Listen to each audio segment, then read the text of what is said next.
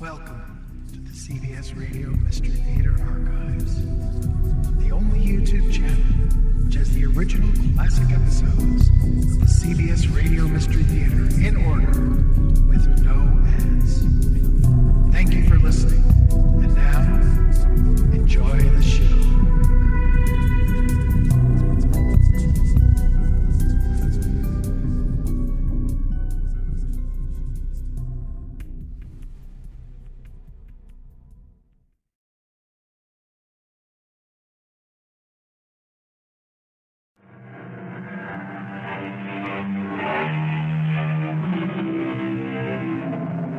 Come in. Welcome. I'm E.G. Marshall. Welcome to the universe. We have wonderful things for you to see. We have stars being born and galaxies exploding. We have spaceships plunging into the void and mysterious planets beckoning their crews to adventure. We have alien creatures, pitiless and pitiful, monsters, fierce and friendly, scientists, mad and sane.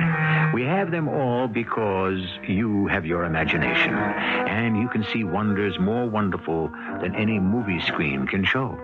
In fact, the story you're about to hear is about a movie screen, the strangest anyone has ever seen. Are you telling me, seriously, that you have movies of my life? Yes, Dr. Seville. Movies of your life. Your whole life. Would you care to start in childhood? But that's impossible. Watch the screen, Dr. Seville. Good Lord. It can't be. It's my father. But so young. It just can't be.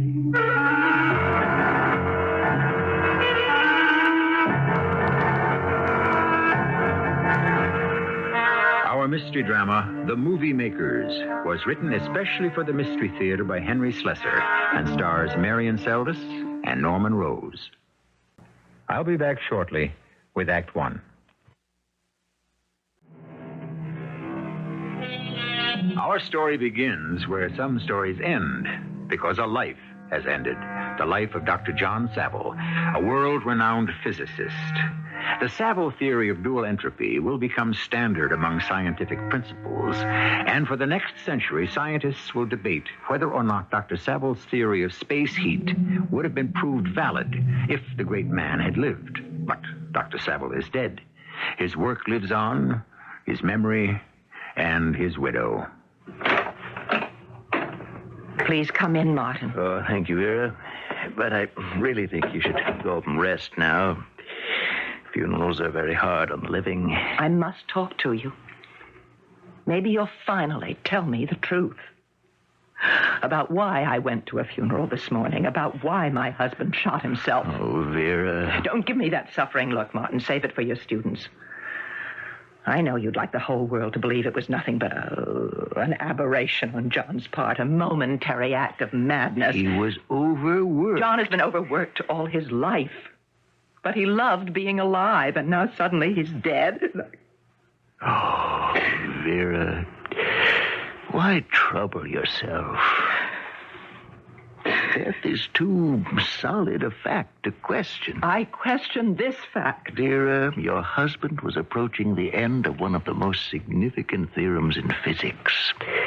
And when he realized what it was he found, what terrible Pandora's box he was about to open... Yes, I've heard the stories that John felt guilty about his work when he realized its implication that his guilt drove him mad. And you don't believe that? No, I was married to him. I don't have to believe theories, Martin. I knew the man. But you know nothing about his theory, this space heat hypothesis.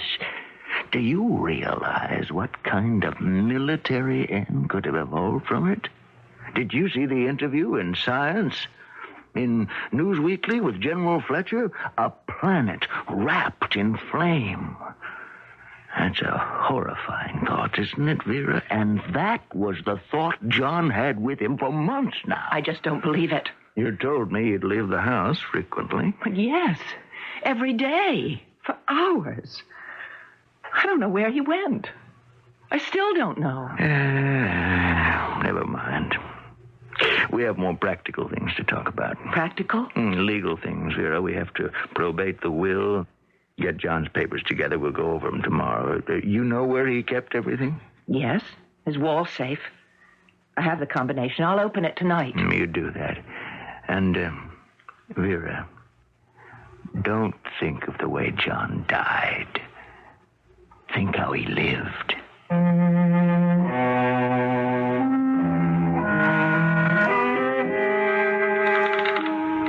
Right 35. Left 15. Right 13. There.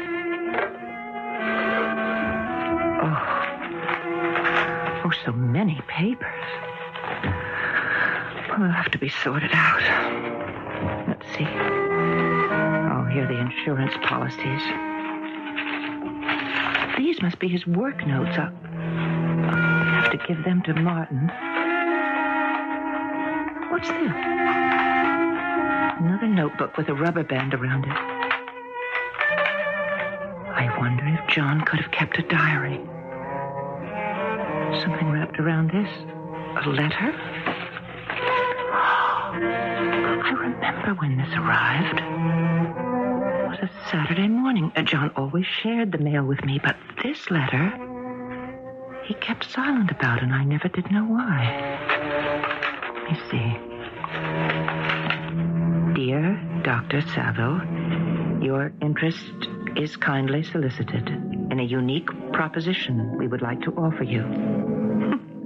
What a funny sort of sales letter.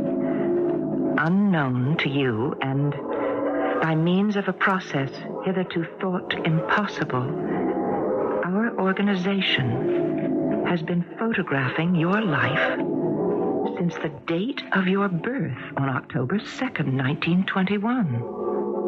For heaven's sake. As a scientist, you are certain to realize the enormous complexity of such a photographic undertaking and the amount of research it required to unearth the radical new concepts involved. We are offering private screenings of these films to the selected group of individuals upon whom we have been experimenting. We plan to limit these showings to 1 hour daily and are forced to charge a minimum fee of $100 per visit. The films will be projected at our own offices at 420 Oak Road, Carrington, Massachusetts, which is 18 miles north of Boston. If you are interested in a trial session, we would be pleased to have you call at our offices on Thursday of this week at 10 a.m. Good Lord, I wonder if John actually... Oh, wait, now there's more. There is one other consideration. We ask that you maintain complete secrecy about our organization. We are not yet ready to make our process public, and for this reason, we request that no one, not even your closest kin, be informed about the contents of this letter. Failure to comply will result in a withdrawal of this offer.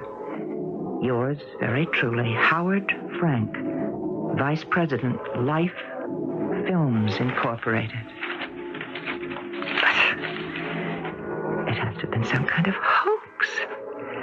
How could such a thing be possible? I wonder if John's notebook... Let me see. The letter was dated the 5th. Thursday of that week would be... Here's the entry, yes. June the 9th. The first entry. The very first.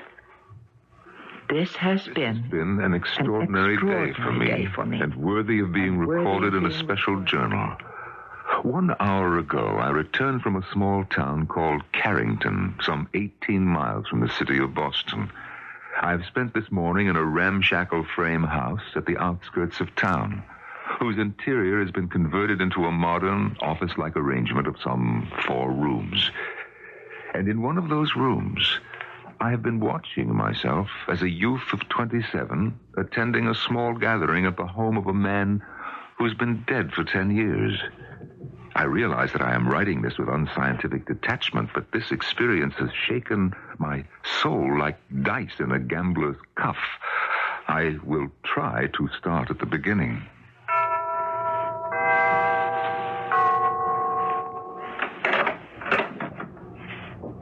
Yes? Hello, my name is Saville. Would that be Dr. Saville of the university? That's right. Am I talking to Mr. Frank? No, Doctor. My name is David Morrison. Mr. Frank is in his office. He's been expecting you. Dr. Saville, how nice of you to be so prompt. Please, sit down. Thank you. Well, what did you think of my letter? Well, let's say I found it very intriguing. Yes, but of course, you're also skeptical. I'll have to admit that I am. I really cannot see how it's possible to photograph a man's life without being observed. Well, I can think of only one way to prove that our offer was genuine. We'll have to demonstrate. This way, Doctor. Oh, yes. Now, this is our projection room. If you'll just take a seat. Oh, I'm sorry about the darkness. Oh, thank you. Well, I'm afraid I don't see any screen. Oh, you'll see it on the facing wall, Doctor, just as soon as we leave. Now, just make yourself at home. All we need to know is what period of your life you'd be most interested in seeing. Are you telling me seriously that you have movies of my life? Yes, Dr. Saville. Movies of your life. Your whole life. Would you like to start in childhood? Oh, but that's impossible. Watch the screen, Dr. Saville.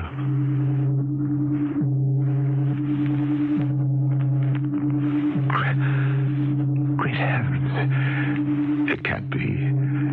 It's my father, but so young. It just can't be. Please.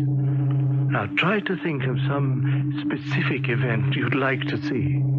The more specific, the better. All right, but I don't know the exact day. It was around the middle of May in the year 1946. It was the day I first met my wife, Vera. Do you think that you could locate that exact film? Of course. It won't be any trouble. It was a small party at the home of a Mr. Hugh Donato, a colleague of mine at the university. Dead now. It will take just a few minutes. Now, just relax. I'm sure we'll have no trouble finding the exact film.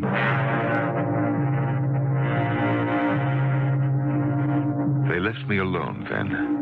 I still was not certain that I wasn't the victim of some elaborate student prank. And yet, I could have sworn that for one moment I saw my father's face on that screen before me. And then the screen started to glow once more, a brilliant whiteness painful to my eyes. But then, the colors began to appear. The screen held a picture of a room I hadn't seen in 30 years. It was Hugh Donato's living room. Beyond any doubt, the same room. I couldn't fail to recognize that big, ugly, square room with its incongruous walls of wood paneling and flowered wallpaper. There were people in the room. Old Hugh himself, looking not a day over 30, and his wife Deborah, and Professor Mills, the old windbag, and Jane Anderson. What a handsome woman she was before. And then I realized I could actually hear their voices. I leaned forward eagerly to hear them, but I heard nothing, because suddenly I saw her standing by the bay window, standing there quietly in isolation, a young girl in a gray cashmere sweater, looking lost and lovely and supremely wonderful. My eyes filled with tears when I saw Vera, my wife, unchanged by time's treachery. And then I saw myself. I was speaking to her, and she was replying. I know. You're Professor Saville. No, hardly. I'm just a teacher, not even an associate professor. Oh, I'm sorry. It's all right. I decided that I'd rather be called Doctor. Who ever heard of an absent-minded doctor? Doctor as in MD? No, as in physics, actually. By the way, did you tell me your name yet? It's Peterson. Vera Peterson. I'm in vocational guidance. Do you know that you're squinting, Vera Peterson? What? You are definitely squinting at me. Well, I don't know what you mean. Look, I've seen you around the university, and I happen to remember that you wear glasses. Where are they now? Well, they're in my purse, if you really want to know. Well, I think you ought to wear them. You do? Certainly. How else can you know what I look like? I might be a veritable Mr. Hyde, for all you know. Instead of Dr. Jekyll. Go on. Put your glasses on. I might have just the impudent charm you like. All right, I will. There. You know something, Miss Peterson? You should never worry about wearing those glasses. I mean all the time. Nothing in the world could hide the beauty of your eyes. Can it really be true? Did John really see these things? See what's on the next page. It wasn't until I was back on the highway, heading for home, that the full impact of what had occurred struck me. I knew that I had just witnessed a great scientific mystery, a secret which my scientist's mind should have coveted. Yet all I could think about was the personal side of my discovery, and even as I write these words, I am trembling with impatience for my next visit to Life Films Incorporated. Well, everybody loves the movies. But can you imagine what it would be like to star in your own life story? Would you see yourself as hero or villain? Your life as a comedy or tragedy? How did Dr. John Saville see himself? And what was the effect of his strange movie-going habits? We'll find out when we return shortly with Act Two.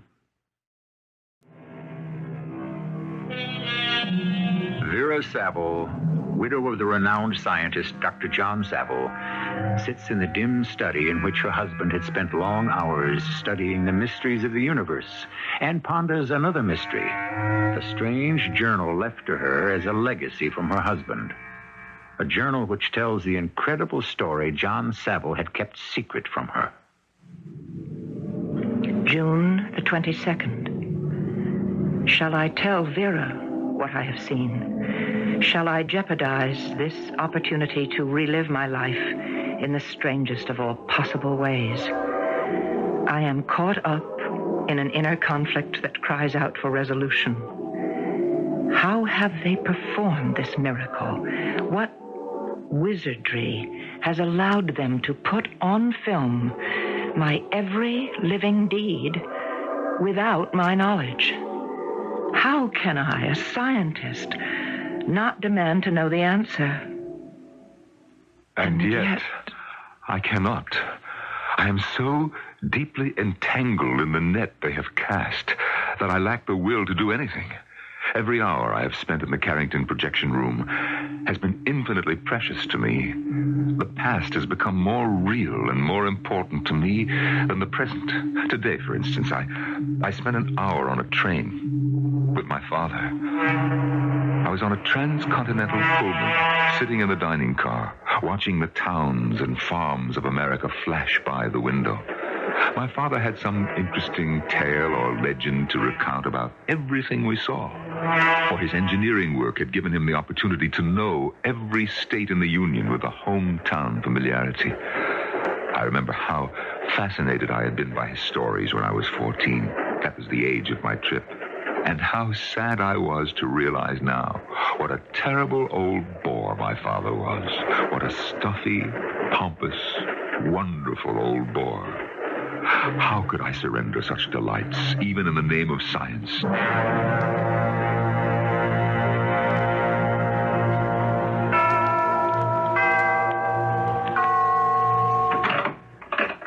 Well, come in, Dr. Saville. How are you today? I'm very well, thank you. Mr. Frank, Dr. Saville is here. Well, hello, Doctor. Come right inside. We've been waiting for you. Yes, thank you. I've located those films you asked for. The dinner at the Waldorf Astoria. You did say the award date was September the 10th? Yes, that was the date. Now, I admit I feel a bit foolish about wanting to see myself given tributes. I didn't realize I had so much ego. But it's perfectly natural, Doctor. To receive such an honored prize, you must have been very proud. Oh, no, I didn't feel pride at the time. I felt embarrassed having all that attention showered on me. I would have much rather been at home in my study or in a classroom. But for some reason, now I would like to see it all again. It must be old age. You are not an old man, Dr. Seville. There are many things in your life yet to come, I am sure. But you're not photographing me now, are you? The process isn't continuing. No, Doctor.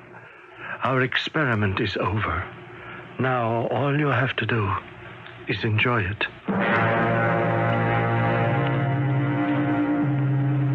And I did enjoy it. I have to admit the truth. I sat in the darkness of that projection room and watched the world pay me tribute. And Lord help me, how I relished it all. How Vera would have laughed to see me. Poor Vera. I know that my movie-going days are causing her great worry. My unexplained disappearances. And even worse, my diminishing interest in my work. The space heat theory is so close to completion. It would be unforgivable to allow my efforts to lag because of my need for pictures of my life. John, you must see a doctor. You haven't seen one for months. I don't need a doctor, Vera. There's nothing wrong with me. John, I talked to Dr. Kahn about you. Kahn? You know what kind of doctor he is, Vera. Yes. Ah, I see. You think that I'm going a little funny? No, of course I don't think that. But you know yourself that, well, you've changed. Your habits are different, and you're having problems at the university, aren't you? Well, yes, I suppose I am. Some problems, nothing serious. Well, Martin tells me... Well, go on. What did Martin say? Something about a disability you have. Well, it's true. Something strange has happened to me, Vera. I cannot explain it. I'm sure that it's only temporary. Please tell me, John. Vera, I seem to have forgotten some basics. It's very strange. Sometimes I feel like some poor C student struggling with the intricacies of calculus. In fact, there are times when even simple arithmetic seems beyond me. Then, is that why you haven't been working? Well, it may be part of it, but Vera, please don't worry. I'm going to start again. I have an idea about how to start again.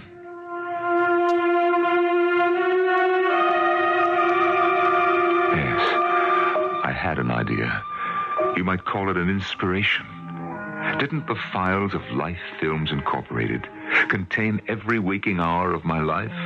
Watching the films, why couldn't I quickly reorient myself to the foundations of my work? It would be a refresher course, and I would be my own instructor.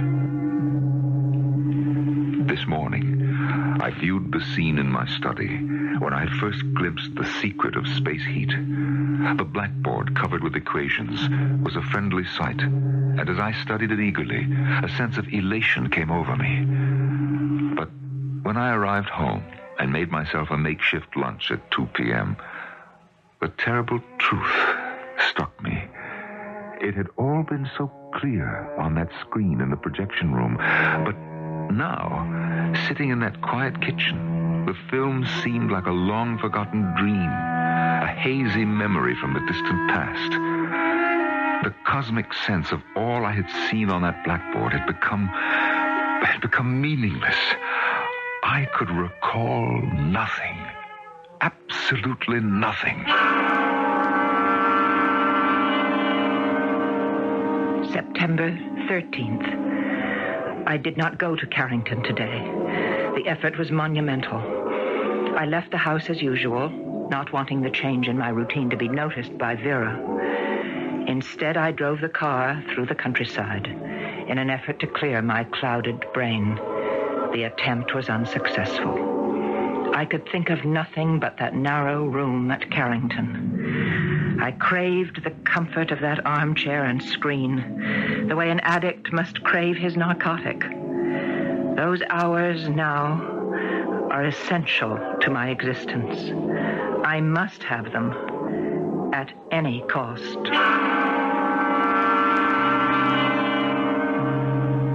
September the 14th. My mother was a beautiful woman. I've always thought so, and now I'm sure of it.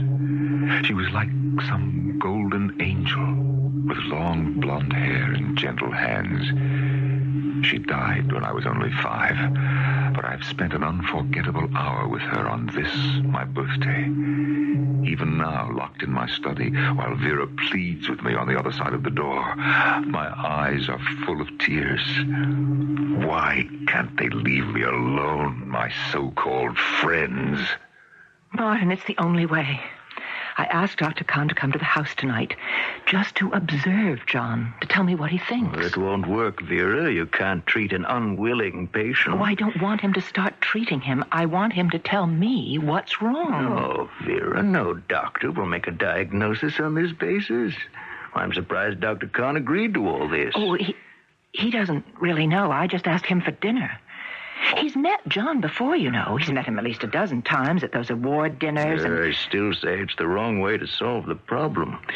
You must convince John to see someone. Convince him that there's a need. But I've tried that, and I've failed. I've got to try something else. Well, what are you two conspiring about? Evening, John. How are you feeling tonight? I feel fine.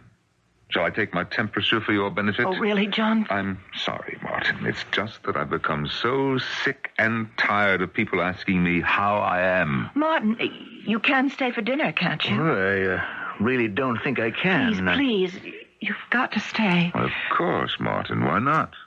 I'm not really good company at dinner, as Vera will tell you. It'll be much nicer if we're a threesome. It will be a foursome, John. 4? I invited someone else, another old friend. There he is now. Excuse me. But Vera. Please come in, Doctor. Did she say doctor? Well, it's starting to rain a bit, I'm sorry to say. Let me take your coat.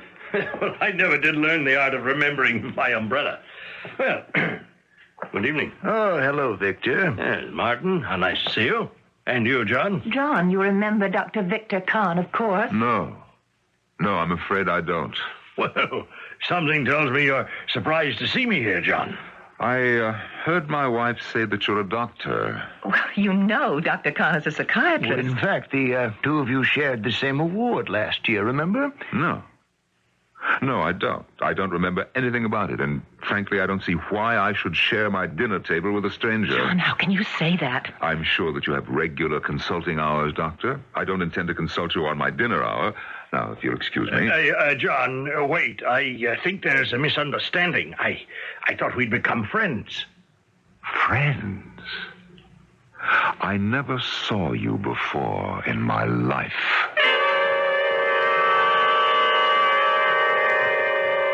October the 6th. It's the last entry, the last page. October the 6th. My hand is shaking. I can barely write these words. Today I have had terrible news. I cannot believe it. I'm sorry, Dr. Seville, but I'm afraid we cannot show you a film today. Not show me? But why? I have the money. I am really very sorry.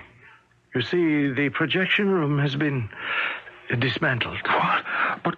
But why? Is there some problem, something that has to be repaired? It's been dismantled, Doctor. What does that mean? I'm afraid that you will not be able to continue your visits here. This business has become, well, unprofitable for us. Oh, but I'll pay you more. It doesn't have to be only $100. I can raise more money, I promise you. It isn't that simple. But why are you doing this? Tell me. We're very grateful for your patronage, Dr. Seville, believe me. But our experiment is over. It isn't fair. It's just not fair. There are 1,000 things I want to see. Please, I beg you not to do this. I beg you.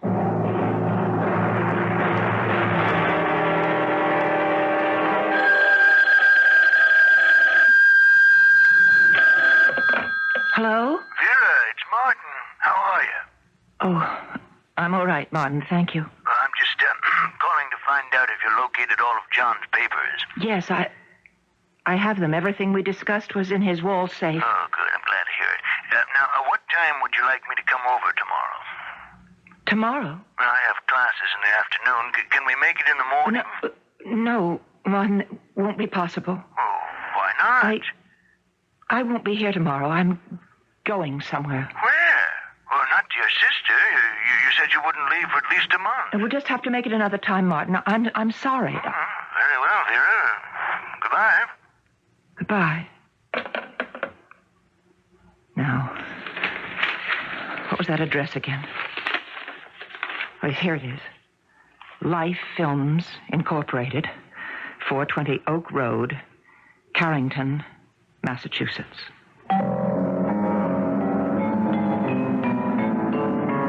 And so Mrs. John Saville has decided to follow the same trail her husband followed. What will she find there? An answer? Or perhaps more tragedy?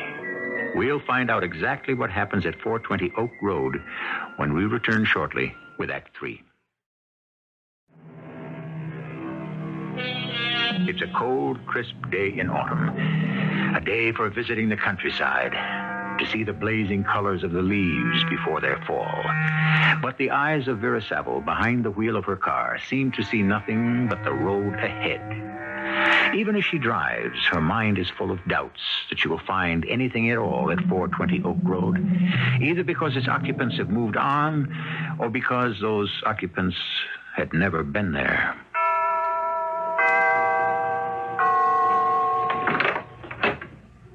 Yes? Pardon me, I'm looking for a place called Life Films Incorporated. Oh, I'm sorry. You must have the wrong address. No, I'm sure it's the right place, but perhaps the firm is no longer located here. I'm sorry. I really can't help you. Oh, wait, please. I'm Mrs. Saville. My husband was Dr. John Saville. You know his name, don't you? I am afraid not. Please don't shut the door. What is it, David? Is there a Mr. Frank here? Mr. Thomas Frank? Yes. Yes, my name is Frank, Mrs. Saville. Let the lady in, David. Thank you. Thank you very much. Yes, come this way, Mrs. Saville. Please, sit down. No. I prefer to stand, thank you. I really think you would be better off. This chair is quite comfortable. Very well. Now, tell me what we can do for you, Mrs. Saville. I know what you're thinking. Pardon? You're thinking that John disobeyed your instructions, but you're wrong. He never told me about you or about this place. He kept a journal, a record of his visits here, and I found it after his death. You have our deepest sympathies, Mrs. Saville. Your husband was a great man. Thank you. You should know, of course. You should know everything about John. Mrs. Saville... I've read about your movies. It's difficult to believe that such a thing can be done. But as the wife of a scientist, I have more liberal ideas, perhaps, concerning what is possible. Yes. Many things are possible, Mrs. Saville. No one knew that better than your husband. He was a brilliant man. But what he accomplished in his lifetime was no greater than your own achievement. Oh, we did not invent the life film process, ma'am. We are merely, salesmen. Ah, well, you have an amazing product to sell. Truly amazing. A filmed record of one's own life. Very ingenious. But in this case, your ingenuity killed my husband. Oh, we cannot believe that, Mrs. Saville. You did. Read his journal. Read it and you'll see. These films of yours destroyed him. They destroyed his will. They were like a drug to him, like an addictive drug. And then you cut them off. You stopped them, and he couldn't bear it, and he killed himself. That wasn't the case. It's the truth. Read the last entry. The pain he felt, knowing that he could no longer... visit his past, see his life relived. Mrs. Seville, you must hear our side of the story. I know you're overwrought, but we deserve a hearing. Yes, that's why I've come. I want to know how you can justify what you've done. Oh, very well. The first thing you have to know is that there are no films. What did you say? We are not movie makers. There has been no photographic record of your husband's life. But his journal... Things are not always what they seem. Our people have learned many things, but this is not one of them. Your people? Who are they? It is true that your husband saw his past, Mrs. Seville, just as he says in his journal. But the method was something different from what he thought. It had to be. And we couldn't tell him the truth for fear that he would reveal our purpose. What purpose? The purpose of life, Mrs. Seville. Your husband was on the verge of an important discovery.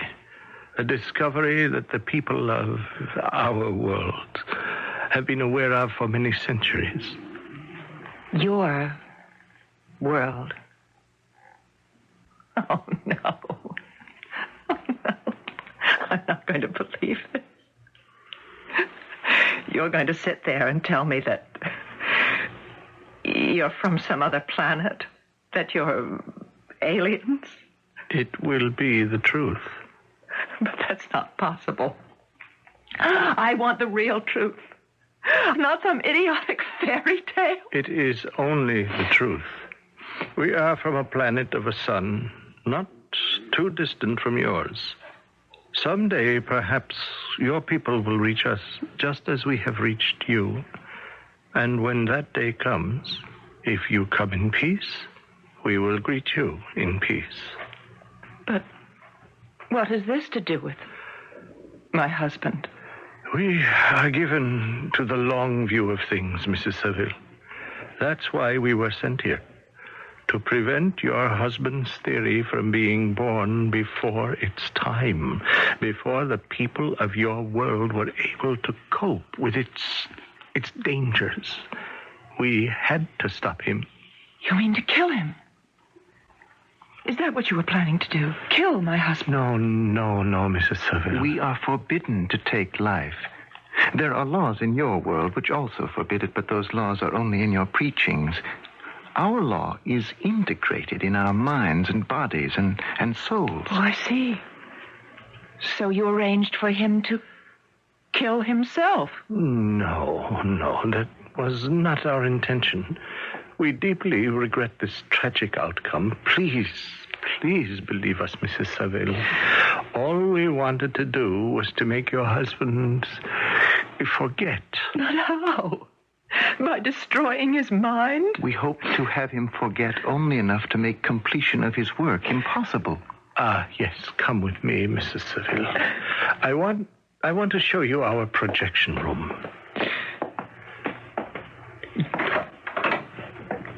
Come in, Mrs. Seville.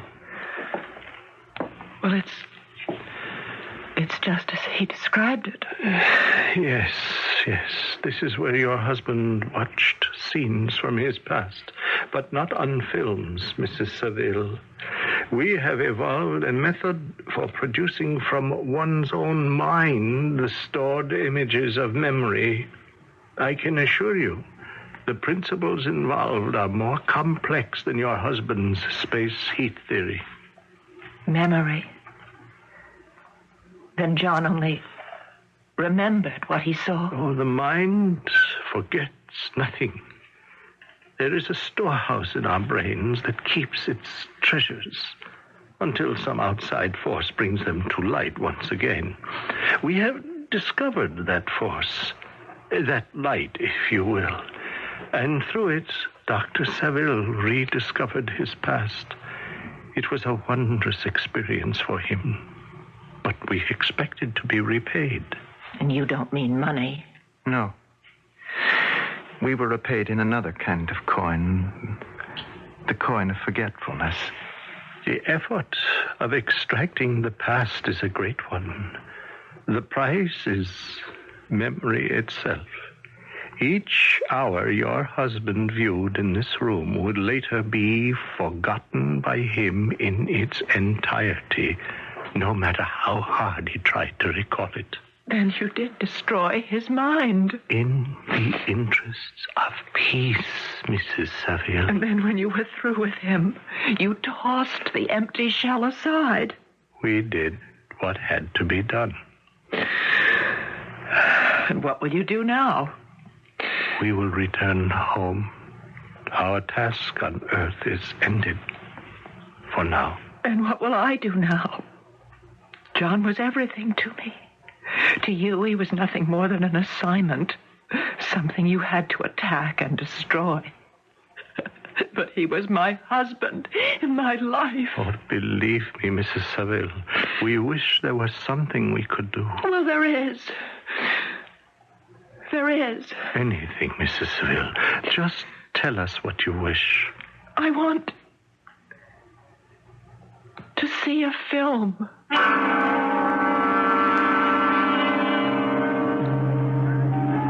Do you know that you're squinting, Vera Peterson?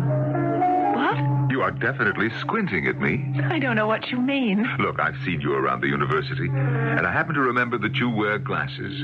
Where are they now? Oh, well, they're in my purse, if you really want to know. I think you ought to wear them. You do? Certainly. How else can you know what I look like? I might be a veritable Mr. Hyde, for all you know. Instead of Dr. Jekyll? Go on. Put your glasses on. I might have just the impudent charm you like. All right, I will. There. Well, what do you think? Well, you're not Mr. Hyde, but I don't know about the impudent charm. You know something, Miss Peterson? You should never worry about wearing those glasses. I mean all the time. Nothing in the world could hide the beauty of your eyes.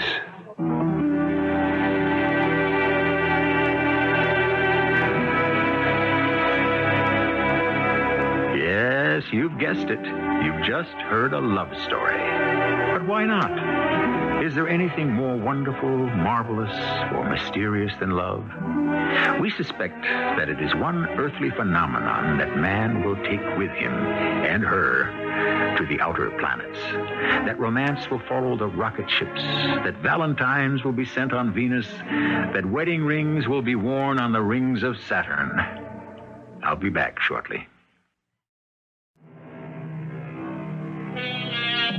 Now, speaking of love and science fiction, have you ever heard about the Hollywood producer who plotted his first science fiction movie? Boy meets girl, boy loses girl, boy builds girl. Well, that might not be the next story you will hear on Mystery Theater, but we do promise you an earful of wonders, marvels, and mysteries that will bring the future as close as the speaker on your radio. Our cast included Marian, Seldes, Norman Rose, Russell Horton, and Earl Hammond. The entire production was under the direction of Hammond Brown. I hope you enjoyed this episode of CBS Radio Mystery Theater.